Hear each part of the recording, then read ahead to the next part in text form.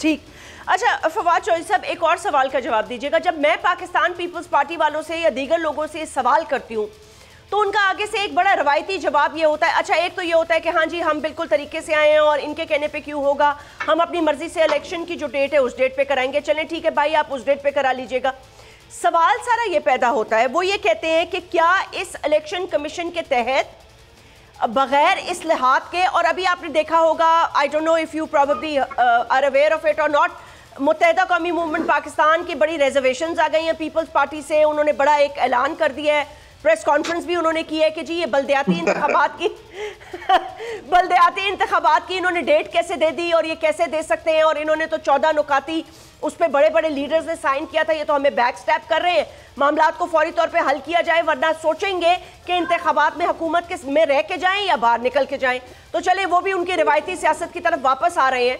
But looking at this, मुझे ये बताएं कि वो ये कहते हैं कि आप इस सेटअप में, इस इलेक्शन कमीशन के तहत बगैर इस्लाहात के, बगैर बातचीत की, do you think we should go into a national election?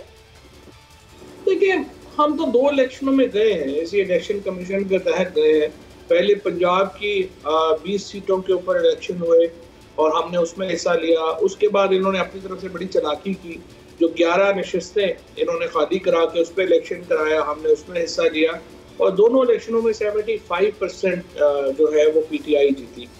तो इससे हमें ये कॉन्फिडेंस मिलता है कि इस वक्त हमारी पोजीशन इतनी मुस्तहकम है कि इलेक्शन कमीशन चाहते हुए भी कुछ ज़्यादा करने की पोजीशन में नहीं है।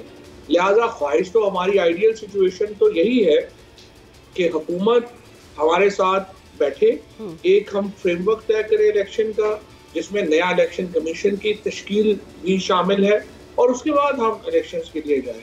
लेकिन अगर नहीं होता तो फिर भी कोई ऐसा इशू नहीं है, हमें इलेक्शनों में जाना पड़ेगा क्योंकि मुल्क का इस्तेहकाम जो है वो नहीं आ रहा। जहाँ तक आपने एमकेएम की बात की है, देखिए मेरी नज़र में ये जो सारे इस वक्त एक फ्रॉडिये जमा हो गए हैं और उनका ख्याल है कि कराची के लोग इतने बेवकूफ़ हैं कि उनको तो पता ही नहीं चलेगा कि हम कैसे इकट्ठे हो रहे हैं, हमें कौन भेज रहा है, कामरानियत किशोरी साहब कौन है और फारूक सतार कौन है और फलाना कौन है।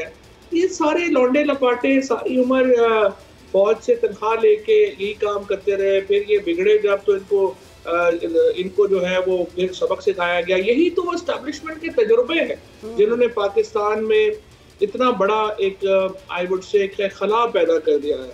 75 साल में हमारे साथ जो लोग मुल्क आज़ाद हुए वो कहाँ खड़े हैं और हम कहाँ इन्हीं फ्रॉडों में फंसे हुए हैं। तो आई थिंक पाकिस्तान के अवाम को, स्पेशली कराची के लोग तो बड़े अक्लमंद लोग हैं, उनको एग्जैक्टली पता है क्या हो रहा है और पता चल भी जाएगा। इसलिए मैं कह रहा हूँ हमें इलेक्शन की तरफ बढ़ना चाहिए। अगर ये वीडियो आपको पसंद आई है तो इस चैनल को सब्सक्राइब करें और बेल आइकन को क्लिक करें।